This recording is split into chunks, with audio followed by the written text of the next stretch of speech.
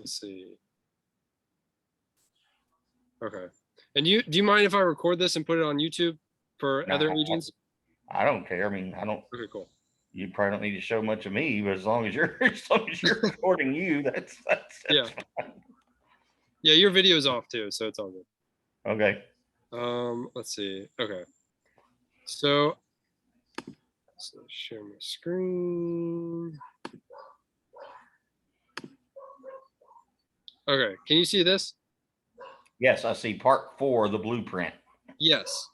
So today, talking about defining your goals, I think is really important as a real estate agent, just to remind people, like, we are in the sales business, and the way to be successful is to create relationships with as many people as possible, provide enough value to those people that they actually want to work with us in the future.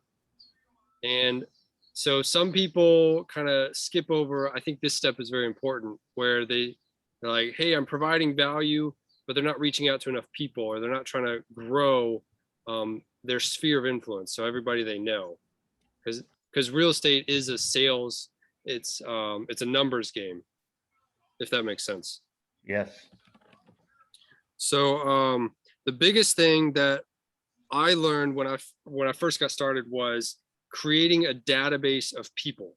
I used to have like little post-it notes with everybody's information on it, or I graduated to an Excel sheet. And then now what we provide is that CRM through Real Geeks. But that system through Real Geeks is supposed to help make your life easier, because you can start plugging people into that, like entering their contact information and everything in Real Geeks.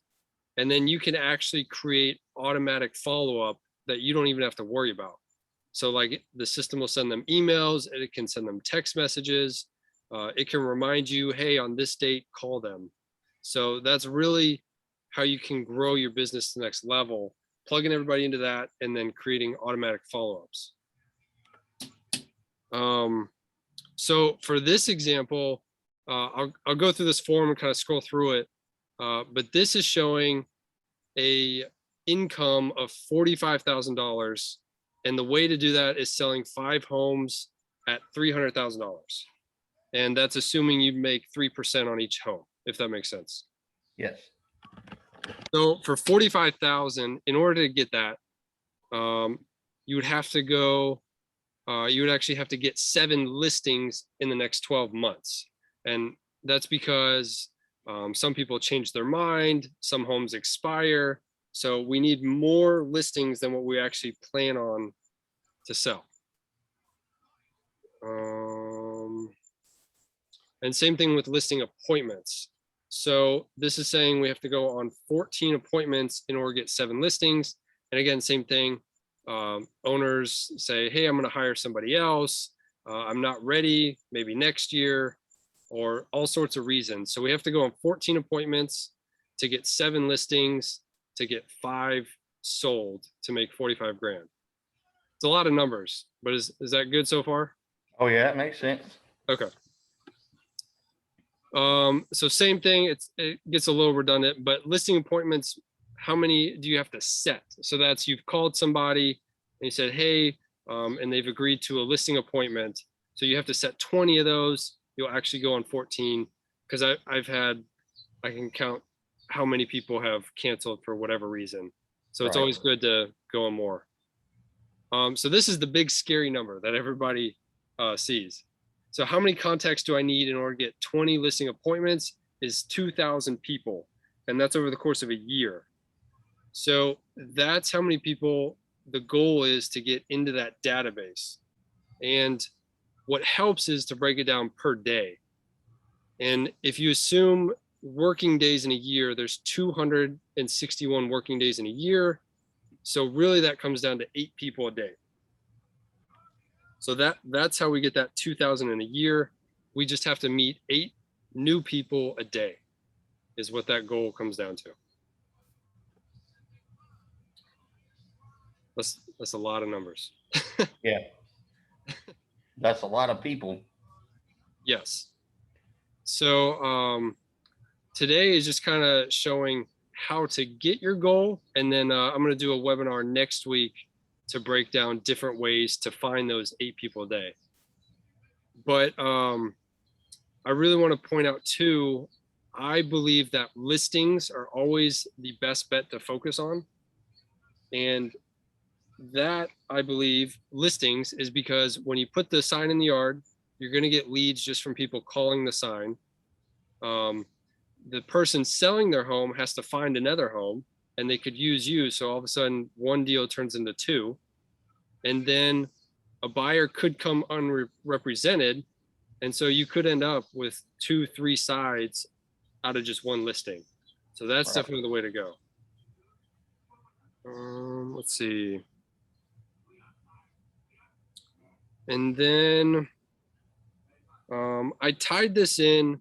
So this is on, have you been to Thinkific yet? I think you signed up recently. I started watching those first few videos on whatever the link that Taylor sent me. Okay.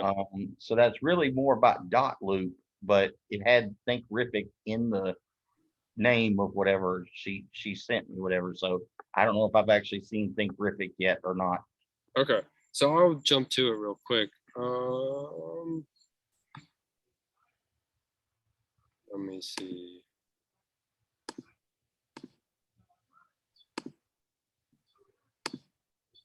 The videos I watched were really basic of dot loop about, like how to set up your profile and how to start a loop, and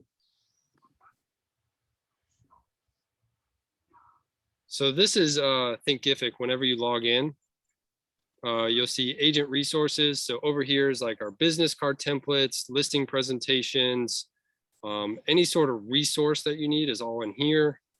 Some of those general dot loop videos, contracts, everything else like that is in this course. And then the real estate trainings are over here. So I'm trying to add a course every other day to Thinkific. So it's constantly expanding. But I'm getting this section out of defining your goals. So the PDF I'm going through right now is right here. okay. And then let's see.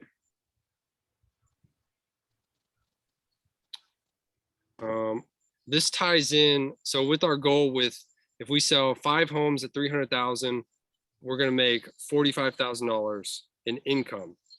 And I learned really early on in my career, I was door knocking homes in my comfort zone. So it was all like 250,000 or under.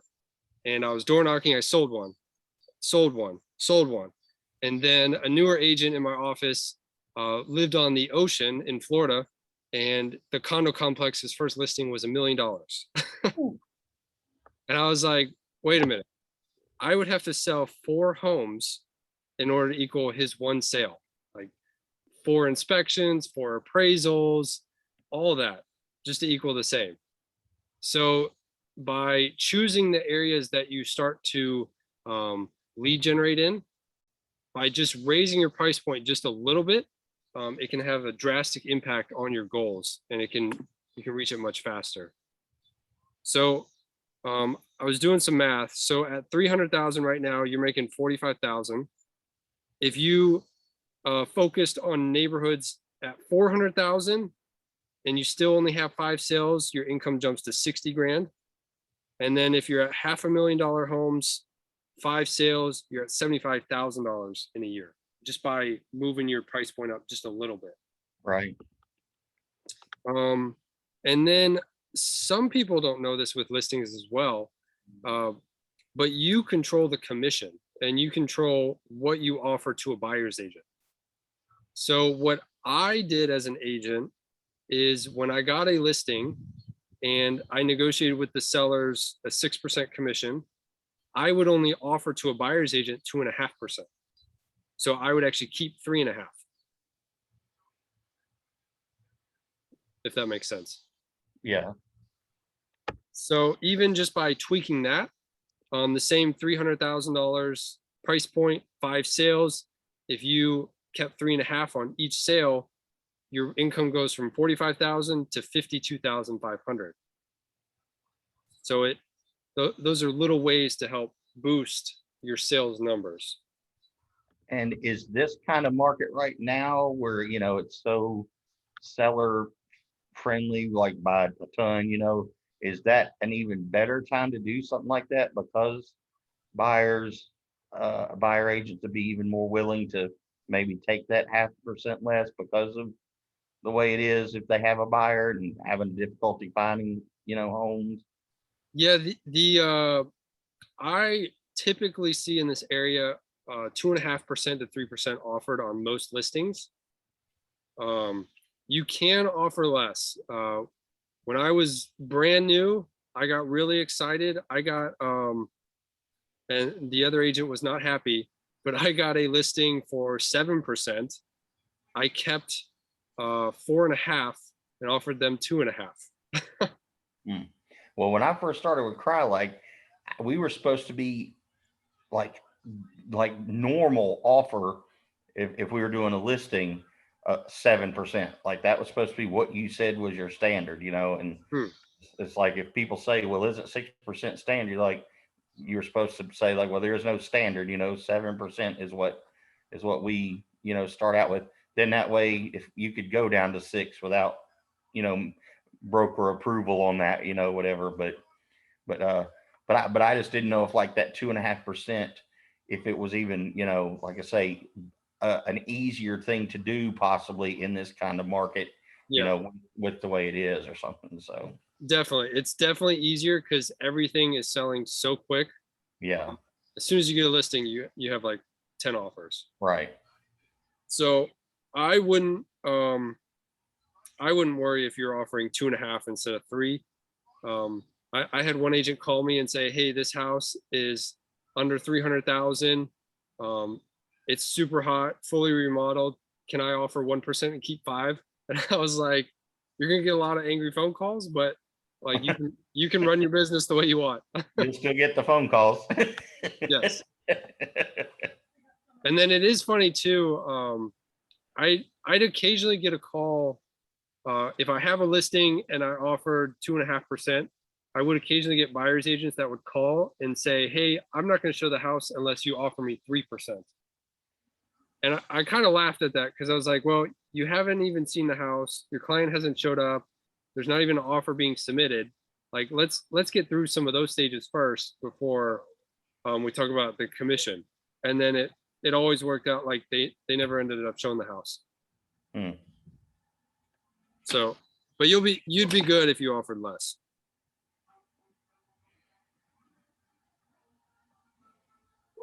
Let's see. Let me